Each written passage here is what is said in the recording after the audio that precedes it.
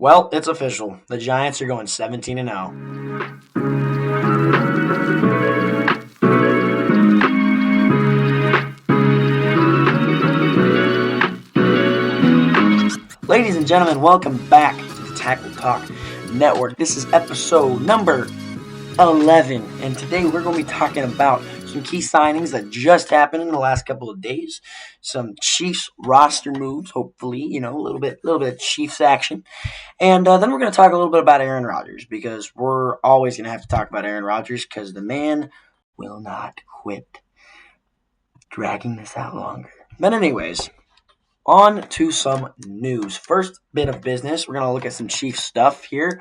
We got the Chiefs re-signing defensive tackle Mike Pennel to a one-year deal. He is a 33-year-old defensive tackle, 6'4", pretty solid defensive tackle. Last season he had 5 sacks. It was really, really good for the Chiefs, especially on the interior of the D-line. I really do think that this is a great move, but I also do expect the Chiefs sometime in this 2025 draft to take a defensive tackle, seeing that this draft class, is a very, very deep draft class when it comes to defensive tackles and other positions as well. But this also puts the Chiefs in a good position to pick the best possible position or the best possible player that's left up on the draft board, whether that be Simmons from Ohio State, that offensive tackle, whether it be an offensive tackle from Oregon, whether it be Luther Burden, I'd love that pick, or maybe if Ashton Jeanty falls down in the draft, that would always be intriguing, but probably not going to happen. But they are allowing themselves to pick the best possible player in the first round of the NFL draft at pick 31, and maybe if somebody that they had their eyes on earlier that they didn't think was going to fall quite as far falls to like pick 25, 26, 27, they'll probably trade up and get that guy, especially if one of those other playoff teams need that, whether it be a receiver or offensive tackle. Now, with that being said, there's some other things that happened on over the last couple of days. We had Stephon Diggs get signed to the New England Patriots. This was a whopping 3-year, $69 million deal. That sounds pretty big, but only $26 million guaranteed. Take that as you will. The Patriots dearly, dearly, dearly needed a wide receiver. However, the last time they paid a wide receiver on a 3-year deal was Juju Smith-Schuster. Granted, he was coming off of a half-decent subpar year with the Kansas City Chiefs and ended up crawling his way back onto the Kansas City Chiefs. But with that being said, Stephon Diggs, obviously a wide receiver 1. He's going to be demanding targets wherever he goes. And it'll be quite interesting to see Drake May throwing the ball to Stephon Diggs this season, especially since the Patriots last year, their leading receiver was Hunter Henry, the tight end. You heard that right. But with that being said, Stephon Diggs, excellent addition to this wide receiver room. They might have jumped the gun a little bit on the contract, but I do think there's an out in a year or two. But we'll just have to see. Overall, Drake May should not really have all too much of an excuse not to be a great quarterback, other than the fact that his offensive line is horrible. But hopefully the Patriots address that in the draft, because that's really all you can do. The Patriots have put themselves to a position where they need to draft offensive line and wide receiver, and maybe even a running back. Who knows what is going on with Ramondre Stevenson. He could be pretty solid, but I don't really know. I'm not a Patriots fan. I'm just reporting on what happened.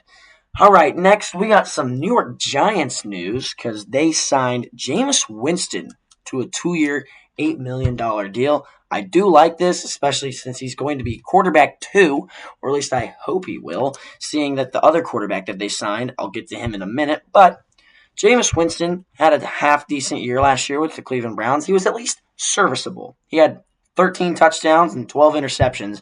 I mean, it's a classic Jameis Winston year. He had over 2,000 passing yards. So, I mean, take it as you will. He actually had a pretty high completion percentage, believe it or not. And, it's a pretty good pick up for the Giants there in free agency. They needed a quarterback really bad after cutting Daniel Jones.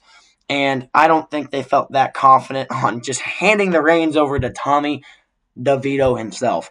So, even though they did re-sign the man, he was a restricted free agent, which is, that's pretty good. That wide receiver room is interesting to say the least. You have Jameis Winston and Tommy DeVito at quarterback, but now the man who needs somewhat introduction, I guess, the New York Giants went ahead and signed What was his name again? His name's Mr.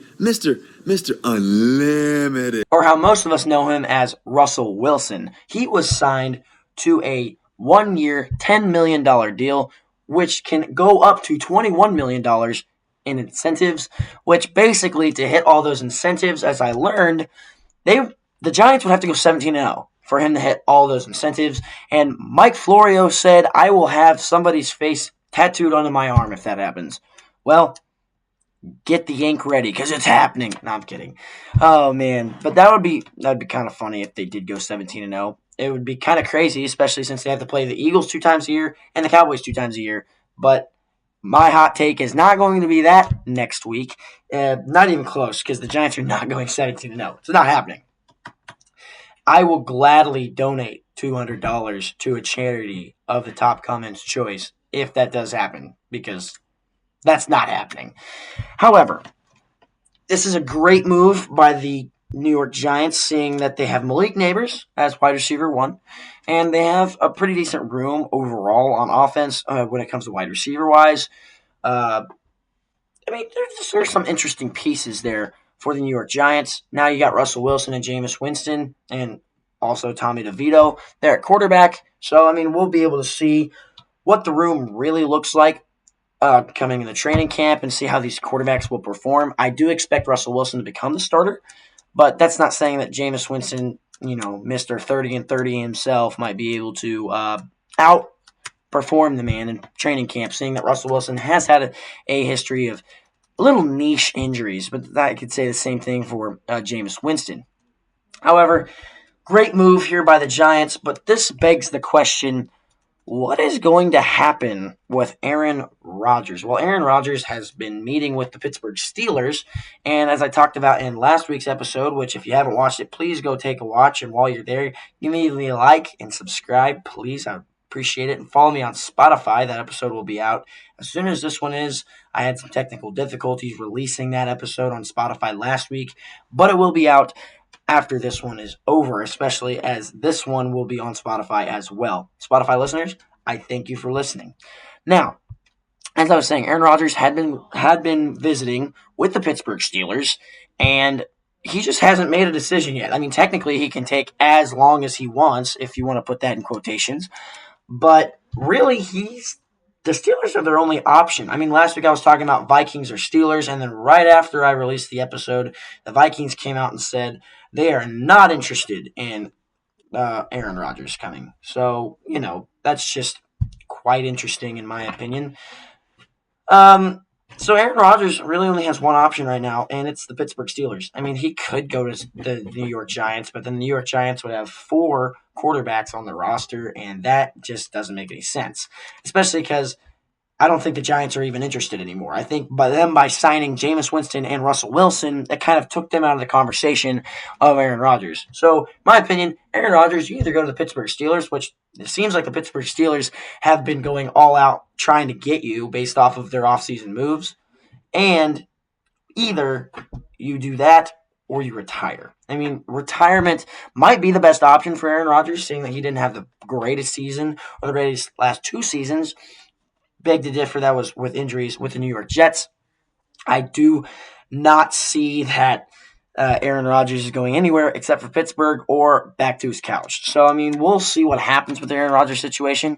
I hope as soon as I release this podcast, I hope he doesn't just sign with a random team, because that would be kind of weird, especially because if he signs with literally anybody but the Pittsburgh Steelers, he's settling to become a backup, which is kind of crazy in my opinion. I mean, it's Aaron Rodgers we're talking about here. Why would he settle to become a backup? I don't know. With that ego, it's like everywhere. You never know with Aaron Rodgers. I mean, he's a phenomenal player, old Pro Bowler, old MVP, Super Bowl champion even, 2-time MVP, back-to-back, recent. I say recent, last 6 years. But Aaron Rodgers has to go to the Steelers. I mean, there's no other way, in my opinion. No other way that he goes anywhere else except for the Pittsburgh Steelers. Next, I would like to touch a little bit more on the Giants because I'm going to be doing a draft, a mock draft coming up here soon. I'll probably do a couple of mock drafts throughout certain podcast episodes. But for this week, I just kind of wanted to look at a couple of teams and see what they really needed, specifically just like the Giants and the Chiefs and the Titans, because I mean those are the three I focused on this week.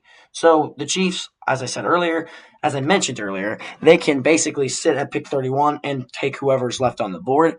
As a Chiefs fan, I would, if it was an offensive tackle, that's fine. If it's a running back, that's also fine. If they think Quishon Judkins isn't going to wait until mid-second round, it'd also be a very great decision to draft him there. I wouldn't be mad with it. It just depends on how the draft really lays out. If they go for Luther Burden or even Isaiah Bond, maybe if he falls, it'd be great too. But that offensive tackle from Ohio State, is definitely on the top of the board in my opinion. The Chiefs could also get a defensive tackle, depending on if there's a great one of those top three left, or a good edge rusher, if there's a good edge rusher left, which, I mean, edge rushers go faster than anything. I say that, but then last year we had 7 quarterbacks go in the however many time span. I think it was 7 quarterbacks. Yeah, it was like a bunch of quarterbacks just went in the top 10. And, yeah, it was kind of crazy. But Chiefs, good situation. I think they're great. Xavier Worthy has been going through some stuff, but I think that situation's getting all cleared up. Hopefully, the man can just stay playing football. Hopefully, nothing bad happens to him. And then you got Rashee Rice, who will probably be serving a suspension, and Hollywood Brown coming back on a 1-year deal. So we'll just see. I mean, they also have solid running back room. We now have Elijah Mitchell, Isaiah Pacheco, Kareem Hunt. We have some good additions there on the running back room. Defensive tackle room's looking pretty good. Offensive tackle is definitely number one priority. However, if those offensive tackles, you think you can get one in the second round or something like that, or maybe even a guard. Maybe you draft a guard in the second round, and then you can get that tackle in the first round. I wouldn't mind some offensive line picks, seeing that we have playmakers on all sides of the ball, and it'll be good. It'll be great. Fantastic. Thumbs up for the Chiefs. Now, next I want to touch on the Tennessee Titans, because the Tennessee Titans have an interesting thing. They are saying that they will not be, or they will be interested. They won't be turned away on any teams trying to trade up for the number one pick. So it seems like, or that was at least a report that came out earlier this last week, that they will be accepting offers from the number one overall pick. It's just got to be valuable enough. So maybe they're trying to trade for a quarterback too. That would be pretty interesting. I mean, heck, maybe Aaron Rodgers just goes to the Titans, which would be insane if I actually predicted that. That's crazy. Or I look like a big buffoon right now. But Aaron Rodgers, Titans, Anyways, Tennessee Titans are probably going to pick Cam Ward, number one. Cam Ward is going number one. Apparently, they had some private workouts with Cam Ward, and they're really, really impressed. So you either get a haul for that number one overall pick, or you draft Cam Ward. And, Tennessee, you might have some pieces to work around with Cam Ward, but fix that offensive line, because it is awful. I mean, we saw what Will Levis could do last year. I mean, I don't think Will Levis is that bad of a quarterback. I just think he needs a better offensive line and more playmakers on the offensive side of the ball to be able to perform better. But at the end of the day, it's whatever they decide, right? However, I do think that the Tennessee Titans will indeed take Cam Ward number one, and that might fluctuate between here and the NFL draft. I believe we have like 5 weeks until the NFL draft.